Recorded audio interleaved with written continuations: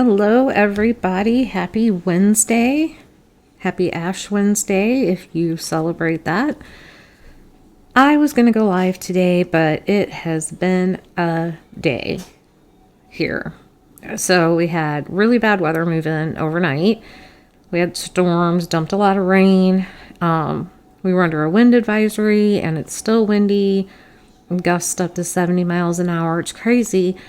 And now it's sunny, but it's still windy, and it's about almost 70 degrees, and the power went out. Just randomly went out. Not when we were having storms, after the storms. I don't know if it was the wind or what, but anyway, I didn't want to take a chance on being live and the power go out and I lose my Wi-Fi, so I figured I would just record instead. Tomorrow, it's going to be 27 when I wake up, so yeah. More fun weather in Oklahoma. Always an adventure. Today's video is going to be a little bit different. A few different stories all in one. Just some of the weird happenings in true crime world that have been going on this past week or so, that I was asking myself, is it a full moon? And it's not a full moon. And I thought, well, maybe we're close to a full moon because there's just so much weird stuff going on. But I took the time and I looked it up, and the next full moon apparently is on Tuesday, March 7th. So we have a while. And some of these things are so bizarre that it just kind of makes me wonder what in the world could possibly happen under a full moon. But that's what we're going to talk about today, is just some of the weird and wacky things that are going on around a few cases in true crime world. So hopefully you will enjoy this. Some of it maybe doesn't seem so bizarre, but to me it just seems, some of these things seem odd. The first story that I want to talk about is this one,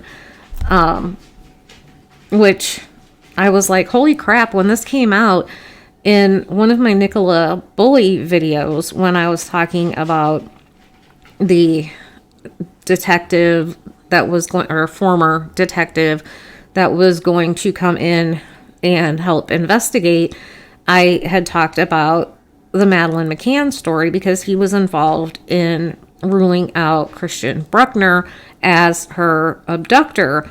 And then lo and behold, Maddie's in the news again.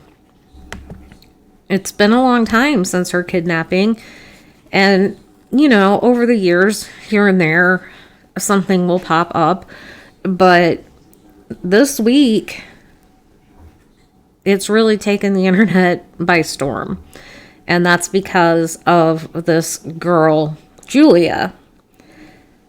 So Julia is 21, and if Madeleine is out there somewhere, she would be 19 now. But Julia says she is Madeleine McCann. She started an Instagram account, and I think it's called I Am Madeleine McCann. And she's been making videos and all kinds of things. And she wanted help getting in contact with the McCanns to get a DNA test. And apparently they have agreed to do one. Now, this is not the first time that this has come up. I believe there have been 2 or 3 other girls claiming to be Madeleine McCann in the past.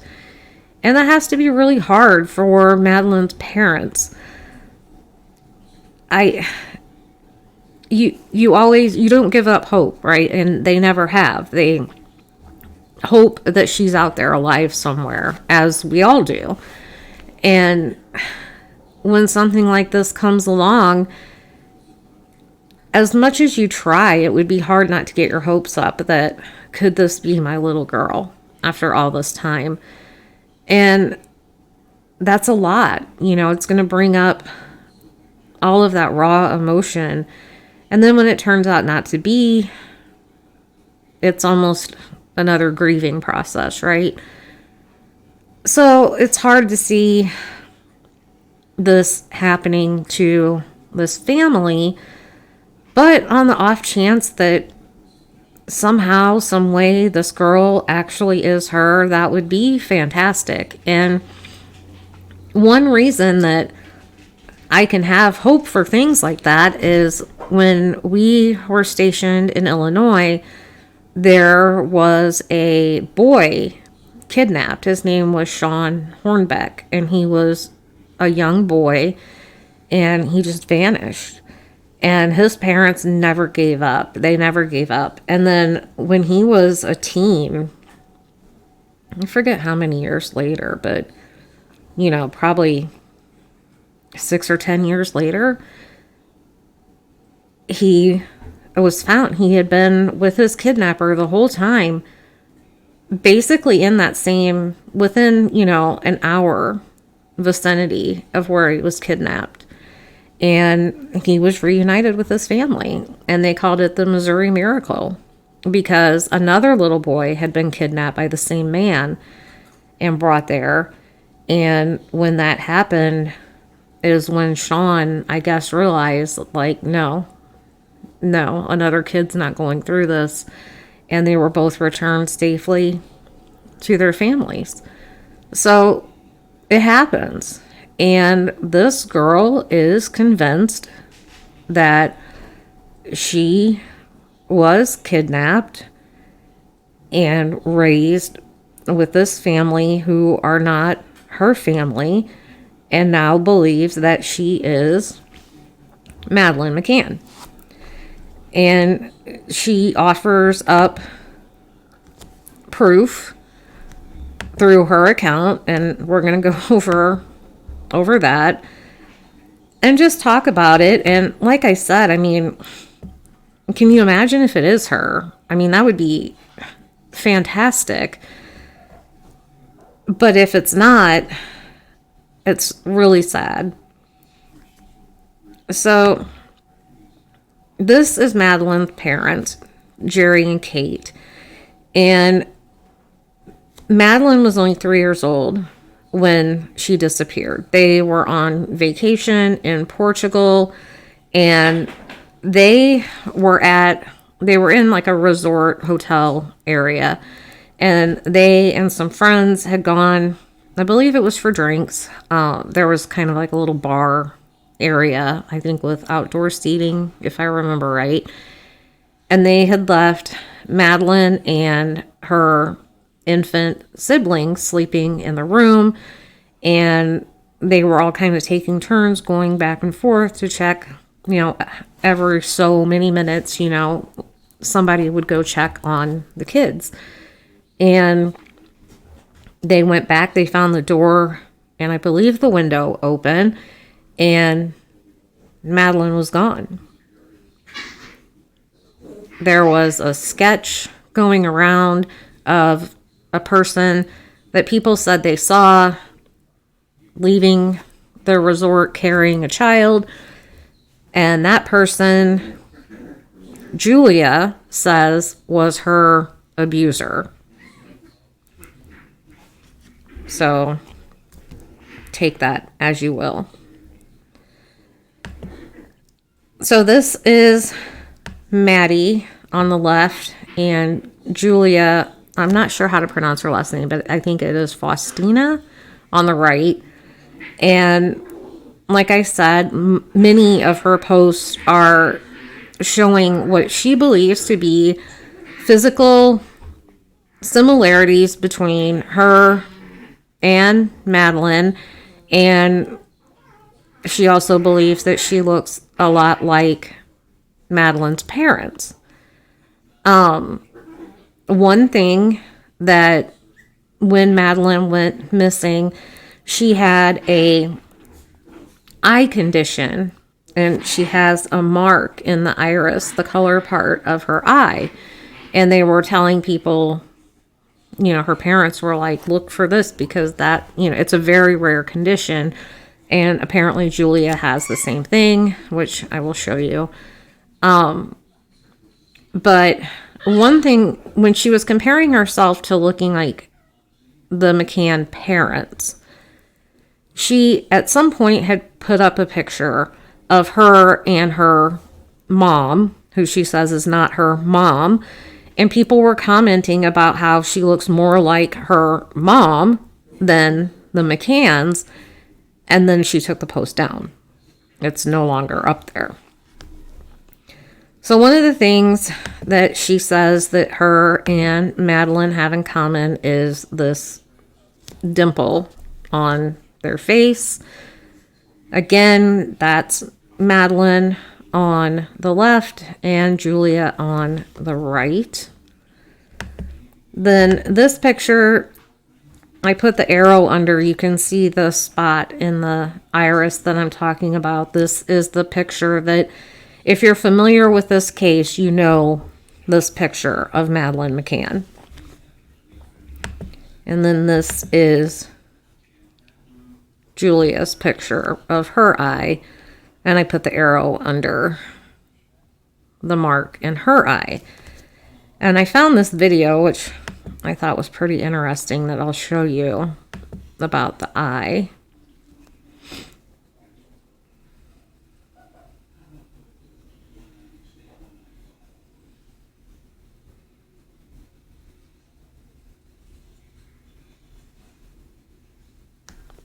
I don't know.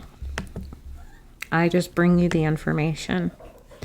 I'm wearing my Be Salty shirt today. I don't know if you can see, it actually has a few sprinkles of salt. For a couple of reasons, I'm feeling kind of salty today. And all of this needs to be taken with a grain of salt until we have solid proof. I should probably put the salt shaker icon up there, but we need to be salty. We need salt with everything I'm talking about today.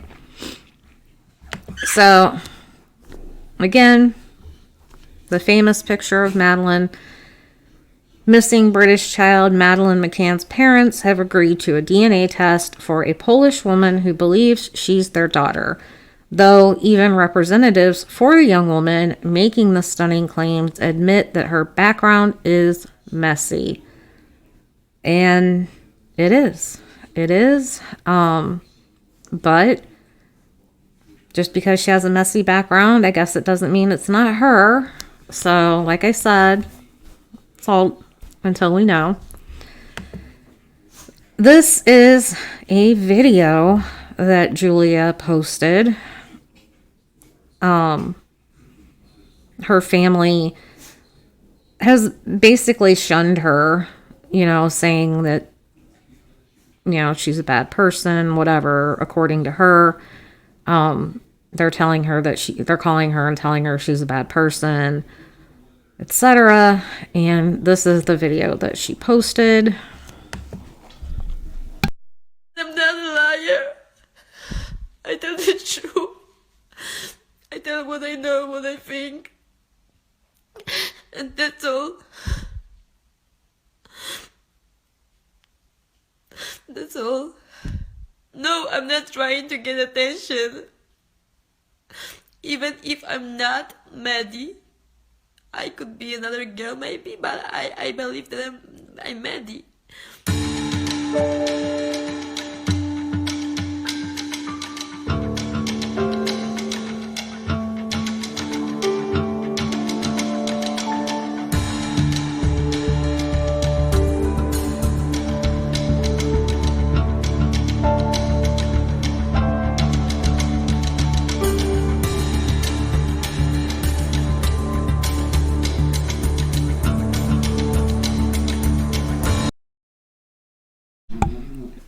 So, I mean, if she really was kidnapped, if, she claims to have proof that those are not her family members, but if she's not Maddie and she is somebody else, I hope she can find that out.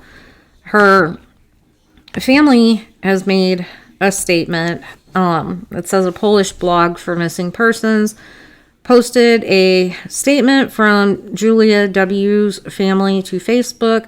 Now, why it says Julia W. is because she goes by like 4 different last names. For us as a family, it is obvious that Julia is our daughter, granddaughter, sister, niece, cousin, and step-niece. We have memories, we have pictures. A translated version of the statement reads, Julia also has these photos because she took them from the family home with the birth certificate, as well as numerous hospital discharges.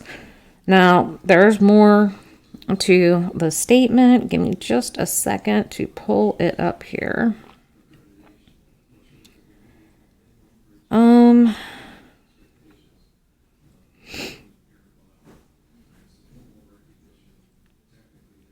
The statement adds that Faustina has had numerous therapies, medicines, psychologists, and psychiatrists, but she moved out of the house and refuses treatment. Julia once wanted to be a singer, a model. She always wanted to be popular. What's happening now? She got 1 million followers. We're afraid Julia will carry the inevitable.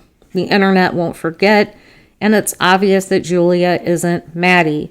We are devastated at this current situation. At the same time, we would like to announce that we will not do interviews, publish any photos, comment on articles. Please direct any questions or concerns to the spokesperson of the Provincial Police Command in Wrocław. The statement continues.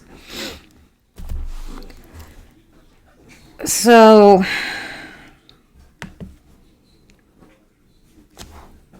is this a cry for help? Is this attention-seeking behavior? Perhaps. It sounds like she has had mental health issues in the past. This is an age progression photo of Madeleine McCann that the parents had done. And I just wanted to throw it up here because you can kind of look at it and then, you know, we can look at Julia.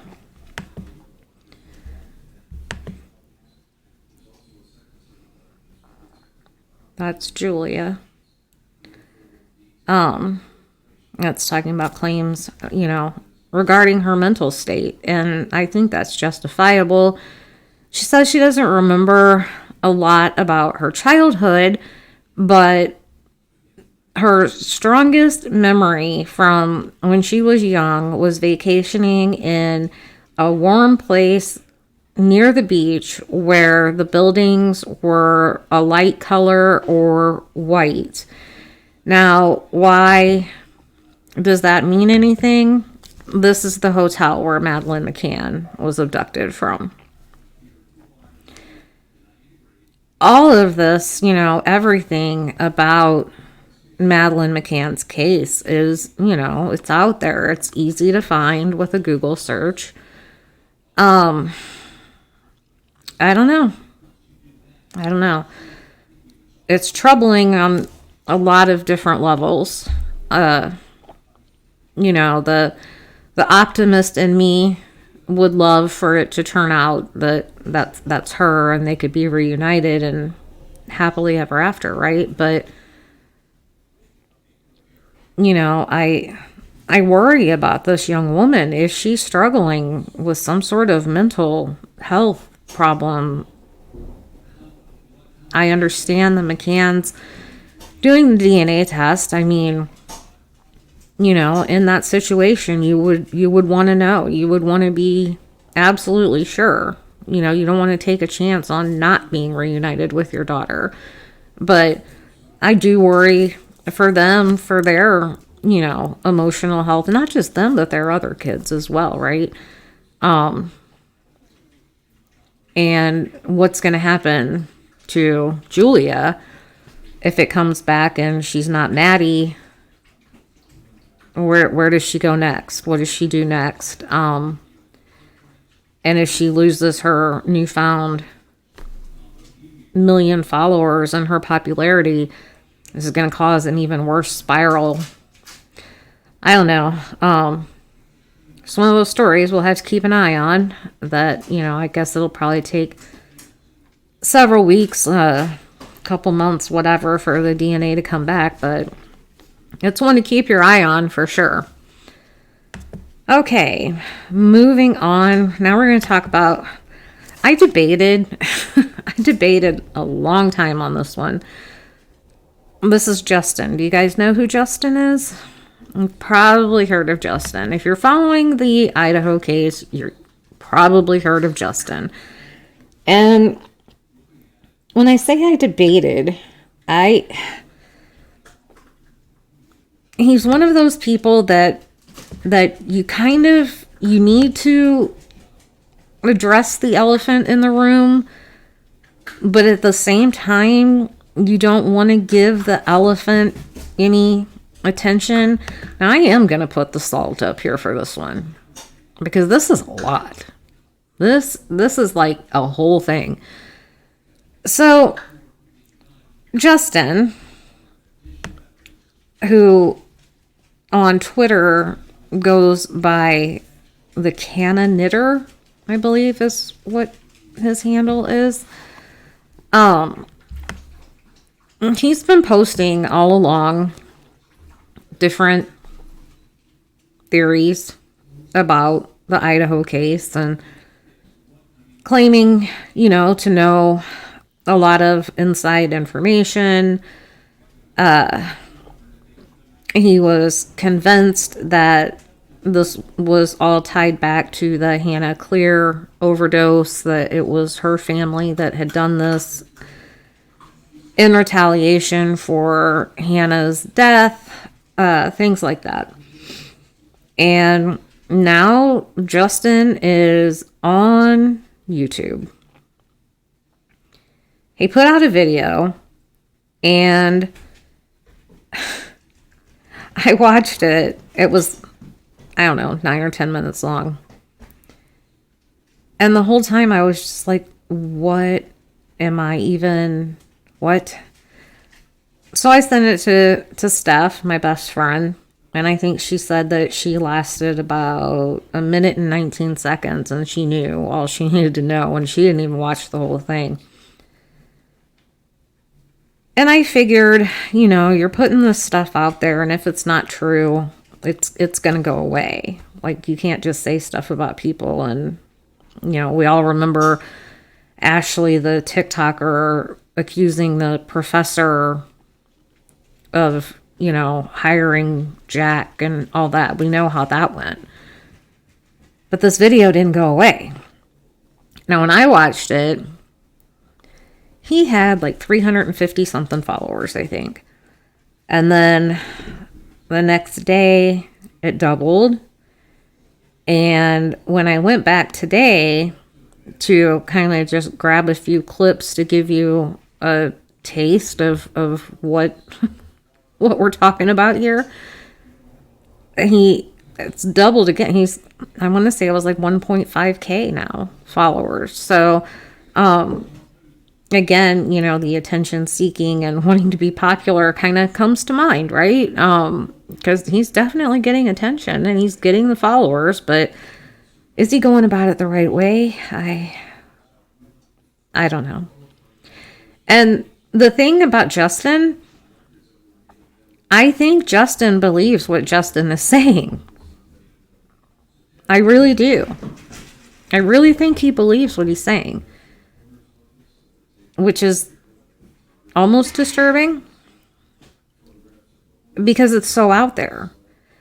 But again, I'll say, if it's true, holy crap, and if it's true, Justin, I will apologize. I will apologize, but it is a lot. So should we just jump into this? Because we got some stuff to talk about. So these are, first let me show you this. So this came up, this was on his Facebook.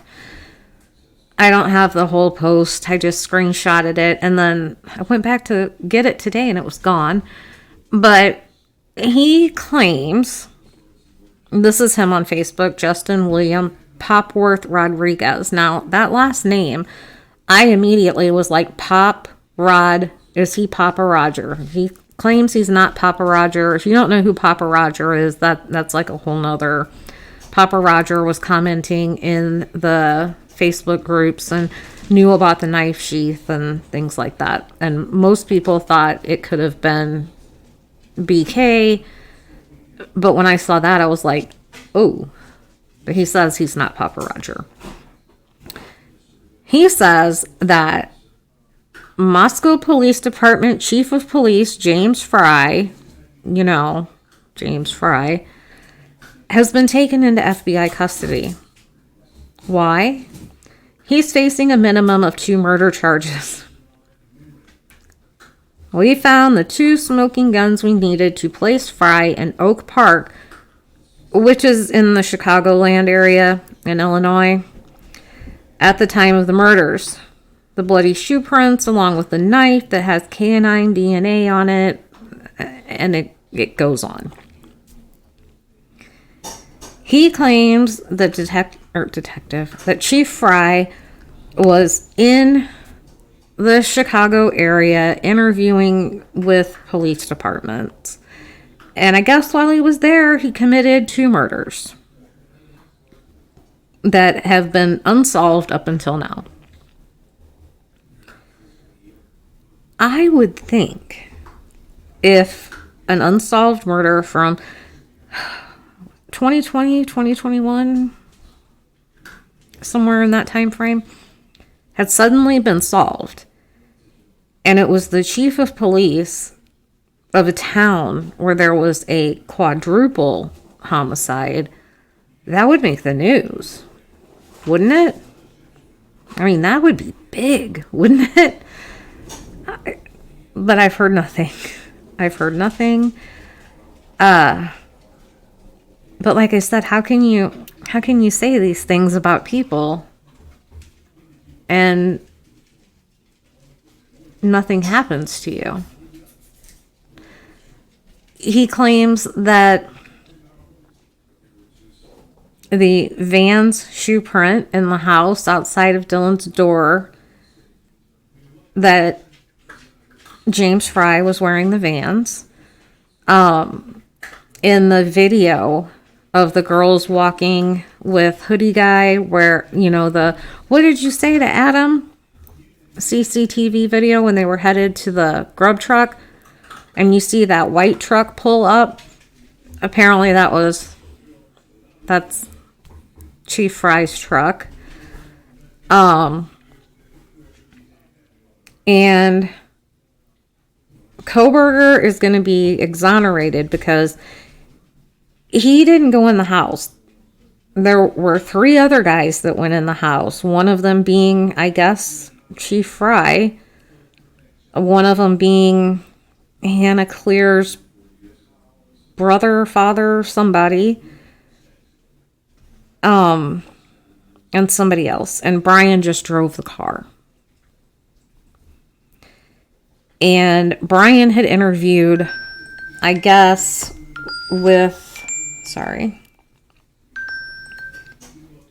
had interviewed with the Moscow Police Department, I guess, as well as Pullman, for an internship type job.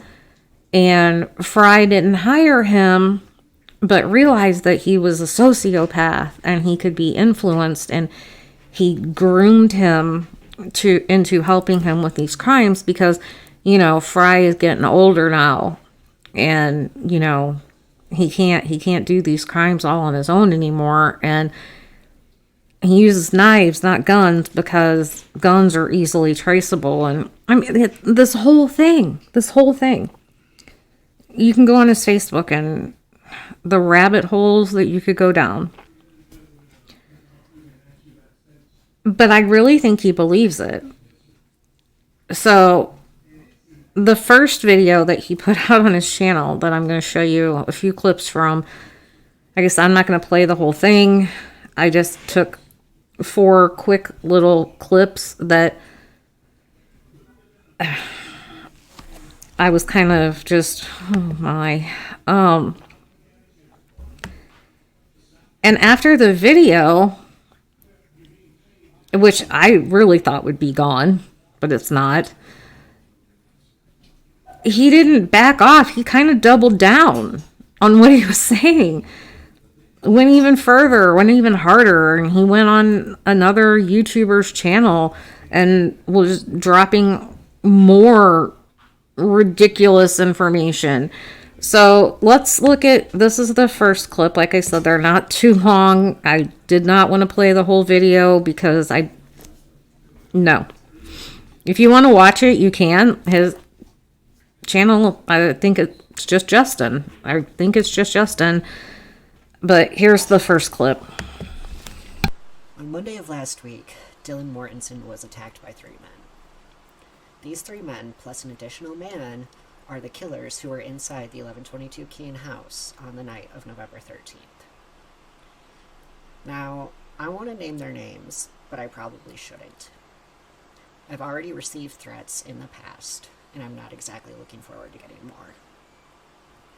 Due to the extra ridiculous, unconstitutional as hell gag order, Dylan cannot talk and tell her story. But I can. I am working for the defense off the books, and I am not subject to the gag order. Any intel fed to me is through a means of communication that does not break the gag order. That information from my informant gives me legal grounds to speak on this topic. So he, in Chicago, apparently is working on the defense for BK off the books. I would think working for them in any capacity, you would fall under the gag order, but what do I know? And he has an informant who's feeding him information. Okay. So apparently he was brought into this because he's trans. He makes a point of that. I don't know. I don't think it was in this video. It might have been on that other YouTube channel. But apparently he was brought into this whole investigation situation because he's trans. And all I could think was, there's not a trans person closer to Moscow that could have been brought in. But let's listen to a little bit more. The reason Dylan was attacked is because, yes, Dylan is trans. You heard me right. Dylan is trans.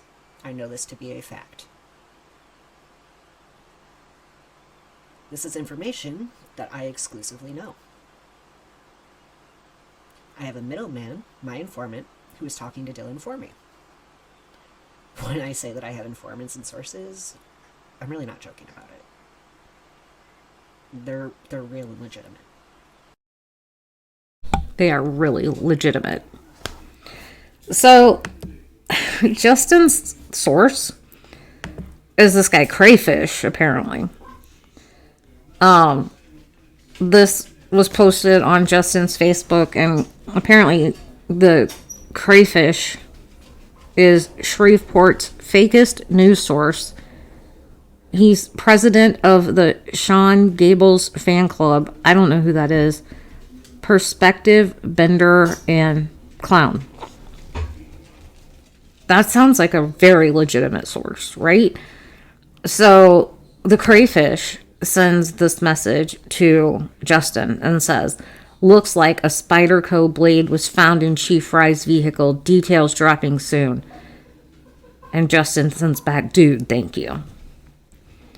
So if the Crayfish is his source, we'll get this. The Crayfish also has a source. The source has a source. So Justin says, hey, how did you find that info? Nothing ever came of it today.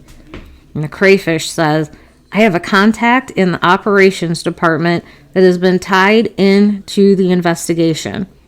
He's a straight shooter, but apparently corruption is widespread. Apparently the chief was a bit of a true crime buff and went a little too far. He's been doing this solo off and on over the years, but he's older now and worries about his strength and stamina diminishing, and he won't use guns because they can be easily traced. Brian came to the department looking into some sort of intern or analyst. After hours of interviewing, Brian showed strong antisocial qualities and could be easily influenced. So he wasn't given the position, but was publicly told thanks, but no thanks. But was privately groomed to continue the spree by proxy. That's why this case has so many errors. Brian wasn't as proficient and was still honing his craft.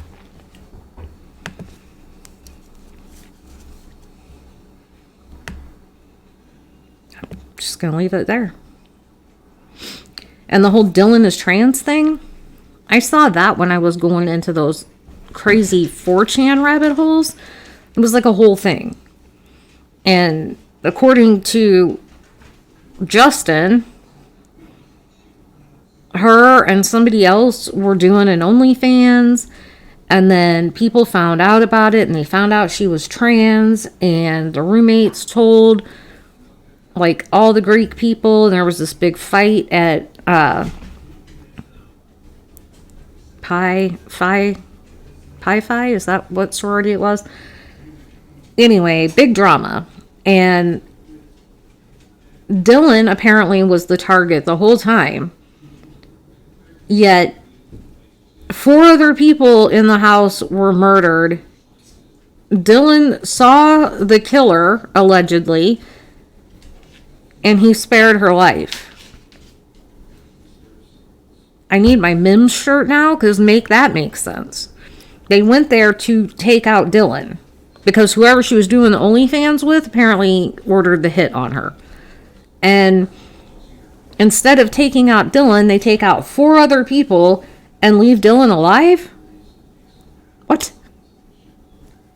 Alright, one more clip here.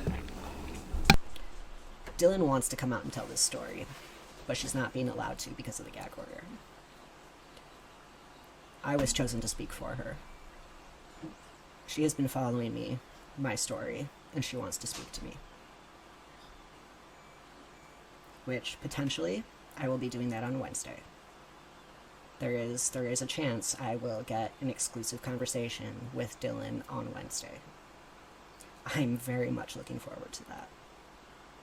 Because it's not the place of someone who is not trans to be telling you this information and sharing this story with you.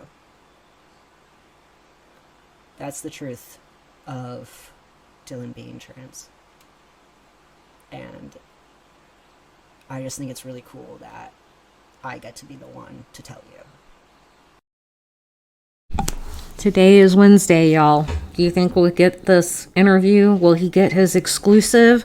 Will we hear more from Justin? Will we hear the story from Dylan? Do you think it's going to happen? Sure. I bet it does. Okay, last clip from Justin. But originally, the night of November 13th, Dylan's life was spared because she was a loyal friend to Bethany Funky. And Dylan had life-changing surgery on January 27th of this year. She arrived home roughly February 7th or 8th. The 3 men found out about her surgery. It scared them, and it made them not trust her. Which brings us full circle, back to Monday, February 13th, 2022. Dylan wasn't supposed to survive this attack. We don't know how they found Dylan or got to her, but they did. Dylan has already been brought into PC before the attack occurred. Dylan is now talking and cooperating in order to help bring justice to all the victims of the events of November 13th. I agree, Steve. I agree. By the way, he's saying subscribe. If you are not already subscribed, please subscribe. I just want to say, I don't think Dylan is trans, but if she is trans, I don't care.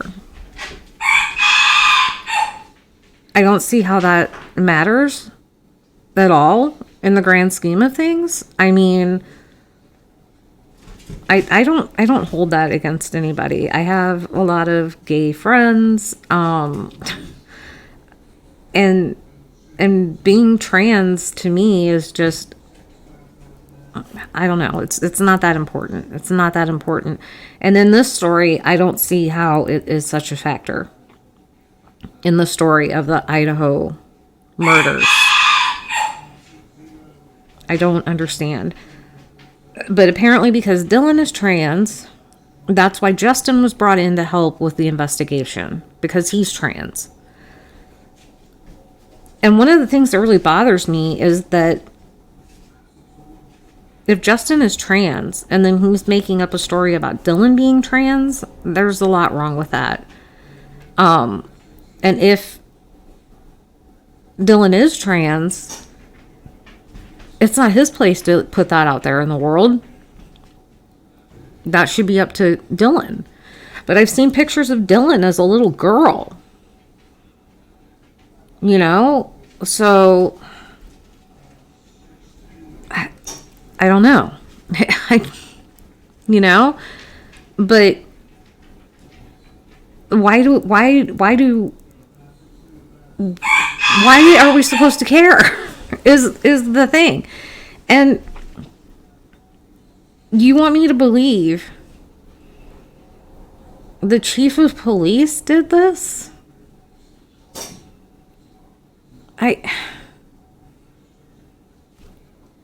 What? I don't know. But I'm gonna leave that one there. Like I said, it's Wednesday. He's supposed to get his exclusive interview today, so we'll see if that pans out. And I'm sure if it does, he'll make a video about it. But when he was talking about his legitimate sources, it kind of made me laugh because you guys know I made my Banfield Magic 8-Ball video about her and her sources, right? Well, she still got them, guys. She still got them. And I just brought one for you today. We shook up the ball and this came up. Surviving Idaho roommate never went upstairs. A source close to the families of the Idaho victims told News Nation that Funk was not among those who discovered the bodies. She was the only one living in the basement at the house and apparently never went upstairs after the killings. It's unclear where Funk currently resides, and according to our source, she has not had any communication with the family members of the victims. Just like all of her information from her sources, I don't find this earth-shattering or breaking news type stuff. I would think if Bethany had gone upstairs, we probably would have heard about it. We hear nothing of Bethany. She wasn't really in the PCA other than saying that she had seen Ethan and Xana at the Sig Chi party. If she had seen something, I think we would know. So how am I supposed to be like, holy crap, I had no idea. So here's just a little clip of... A source close to the victims' families has told me that Bethany never, ever emerged from the basement room. Like, she never came upstairs. She left the home and was outside in the chaos in the front of the house, but never did go to that second floor, never did see the carnage. She wasn't part of the discovery of the bodies. She was the only one living in the basement at that point. Dylan, the other surviving roommate, you well know now, was on the second floor, had the room across from the kitchen, opened the door, peeked out and saw who she says looked like Brian Koberger with the bushy eyebrows, saw that male all clad in black. I mean, honestly, Bethany's lucky that she didn't have to see that. She doesn't have to live with that memory. But why is this breaking news? And all of these people, with all of these sources that keep coming out now, talking to News Nation, talking to Banfield, allegedly talking to Justin, With Justin, I feel like somebody is just out there yanking his chain, you know, feeding him some line of BS and he's eating it up with a spoon. Banfield, I don't know. But all of this stuff coming out there to me just has the potential to contaminate the jury pool, to derail this trial before it ever even gets going in June. I know we're not finding out information every day like we were. And that it's okay. You don't have to have a story about it every single day. Hopefully we'll find out more in June. Maybe we will, maybe we won't. But none of us are going to forget what happened. Whether you come to us with a story every single night about something freaking stupid that one of your sources told us, we're going to remember.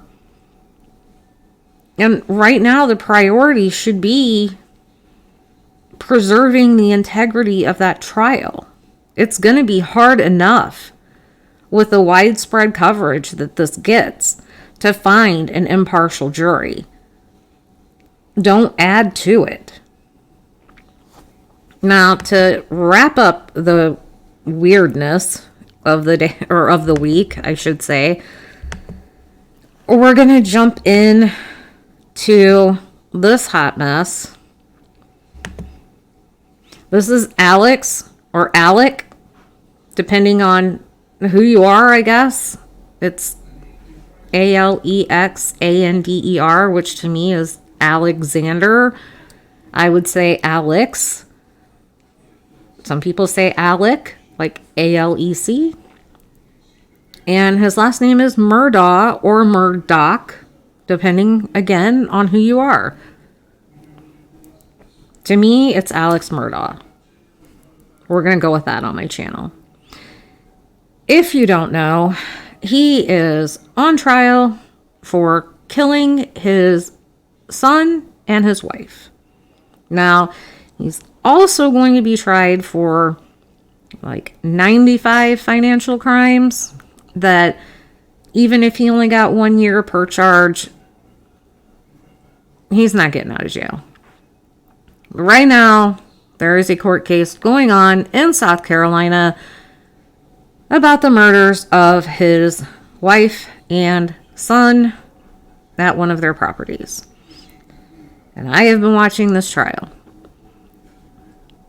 It's been something else. It's a trial like I've never seen before for a lot of reasons.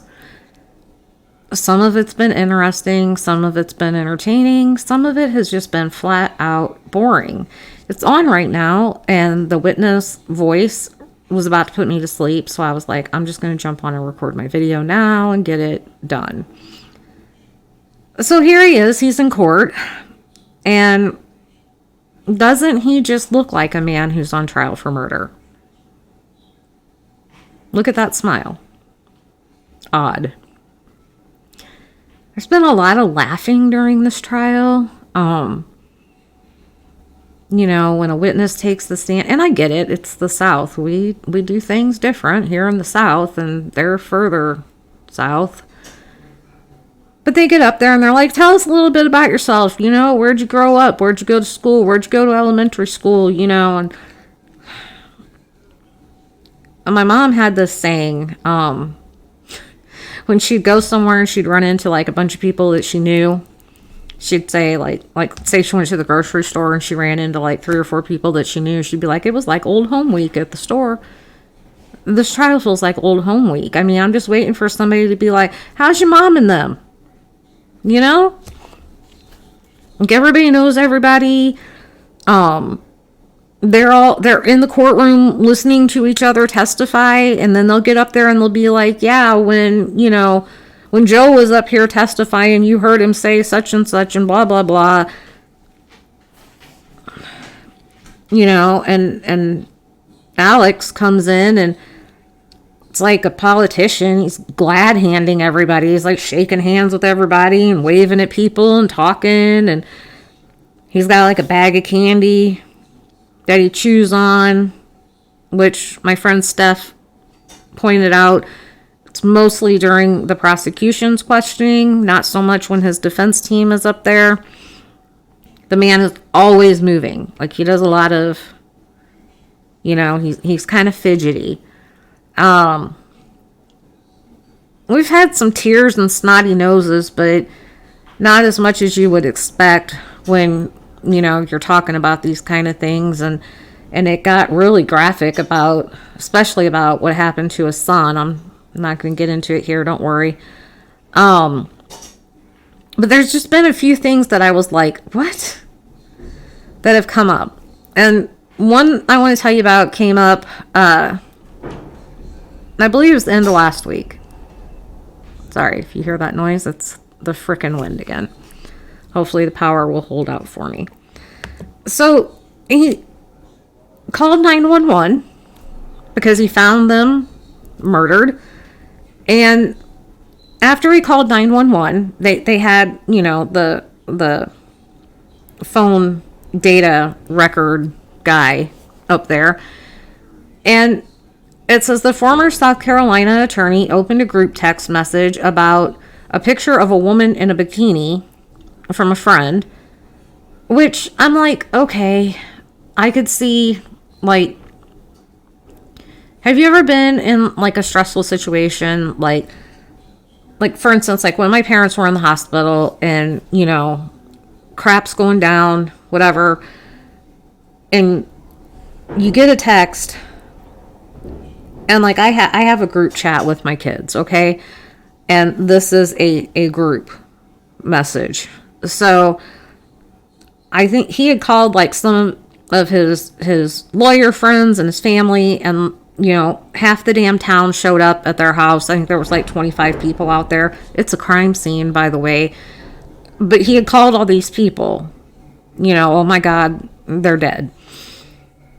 So I'll give him the text message for this reason, because sometimes when I'm in the middle of just mass freaking chaos, I'll get a notification and I'll open it because I'll think, okay, maybe it's one of the kids. Maybe it's my husband, whatever. And then if it's something stupid, I'm just like, I don't have time for this right now. So I'll give him that. Maybe, he had called all these people and maybe he thought somebody was texting him about what happened or whatever. Maybe he opened it and was like, I don't have time for a woman in a bikini. My family's just been murdered. So I'll give him that. Okay. That could have been a slip. What I can't wrap my head around is that he also Googled a restaurant called Whaley's in Edisto Beach around 10:40 p.m. after placing the 911 call. Now, you don't accidentally, open a text and be like, I don't have time for that. I can't accidentally pick up my phone and Google a restaurant, right? So why the hell is he Googling a frickin' restaurant? So I looked it up, and this is what I found. Hush, it's just the wind.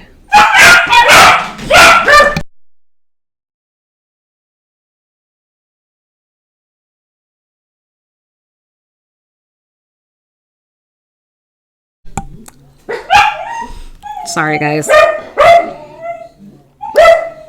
So the restaurant that he searched is one of the oldest in Edisto, where the Murdaugh's main house was, and has a menu item called Maggie's Favorite Burger.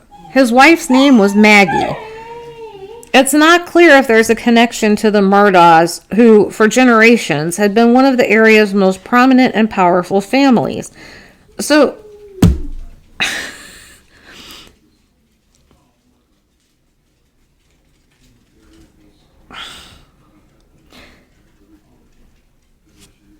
why? you just found your wife and your son murdered. Did you want to go grab Maggie's favorite burger? What? And then talking about them being such a powerful family. So I guess down there, like the prosecutors or whatever they're called, solicitors, and his family, like for like 100 years, they've been like the main solicitors or whatever, to the point that the courtroom that this is happening in, they had to take down a picture of like his grandpa or his dad or somebody that was hanging in the courtroom. Can you even? But wait, there's more. And this is the last stupid thing that I'm going to bring to you, but I had to do it because it made my daughter laugh, and I'm hoping it'll make you laugh. I want you to listen to, this is several body cam videos of Alex after the murders have come out, and the interview that he did with the police. This is an interview with police that is done in one of the police SUVs, I believe, that I think Alex he's in the front with the cop, and then I don't know if there's another cop in the back and Alex's lawyer. And they're talking about, they had all had dinner, and then Maggie and Paul, his wife and son, had gone down to these dog kennels, and he had stayed up at the house and was like watching TV, and he fell asleep and he took a nap, and then he got up and he went to his mom's house because his dad was in the hospital. His dad died just a couple days after the murder. He went to his mom's house because she's got Alzheimer's, and he went over there to check on her. Well, before, I don't know, I guess maybe before, or maybe, I don't know. Anyway, he heard what he thought was Maggie or Paul pulling up. So just give this a listen. I'm going to tell y'all this, even though I think it's kind of crazy. You know, I was certain that I heard them pull up. I mean, I was positive that I heard, and people don't just come out there. You know, we don't get like passed through. I was certain that I heard them pull up, but they didn't. Okay. Well, if you heard something pull up, what did it sound like? You know, I can't tell you what it sounded like. I just know that I thought that my wife had pulled up, or that Paul had pulled up. Would it have been the buggy that she normally drives, or would it be a car? No. I had the impression that a car pulled up. Okay. You know, and had you woken up by that time, but hadn't left for your mom's? Yep. Okay. But it wasn't much time in between there because I left pretty damn close. It wasn't much time between me waking up and me leaving the house. Okay. And when I went outside, you know,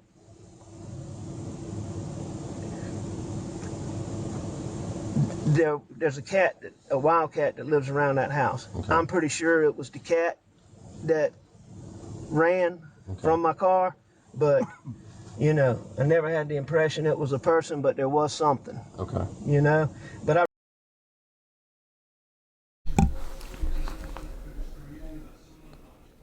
I could have swore it was them that pulled up, but there's a cat. So I told my daughter, and she had a good laugh, you know, and y'all know I live in the middle of nowhere. And, you know, we've got 25 acres, and I live back pretty far from the road to get to the house. And it's kind of like he said, you're not just going to, you know, people don't just show up out here. Like, in general, if you're coming, you probably should let me know, because otherwise you're probably going to see me answer the door with my gun, but, especially at night. But anyway, people don't just generally show up out here, and when we do hear cars, we pretty much know, oh, that's so-and-so, because you get to know the sound of people's vehicles, and, like, my truck has a very distinctive sound, like, you know when I'm here. So I was like, that would be like you and I being here, and we hear something, and we say, oh, your dad must be home. I heard your dad pull up. And then you go look out the door and you're like, no, it was just one of the dogs. No. Like, what? So just to drive this home for you, this is the sound of a car pulling.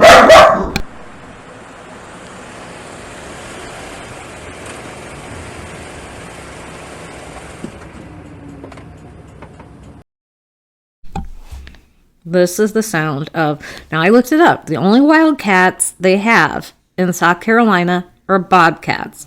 So I didn't know if he meant like a stray cat, like cat, like a house cat, but a stray cat, or if he meant a wild cat. But he said wild cat, so I'm going to give him the benefit of the doubt. And they said in South Carolina they got bobcats, so I'm like, okay, we'll go with a bobcat. Maybe there's a bobcat that lives out there. Well, this is what a bobcat sounds like.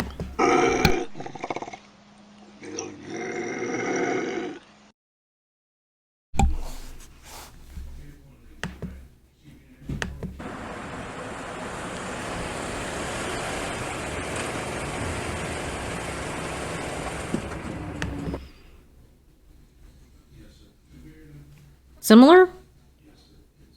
Or no? He didn't say the bobcat was like growling. He said the bobcat ran by the car. Which, like, even if my dog's running or like, you know, does a headfirst baseball slide across gravel, I still don't think it's going to sound like my husband pulling up in a vehicle. But I don't know. What do y'all think?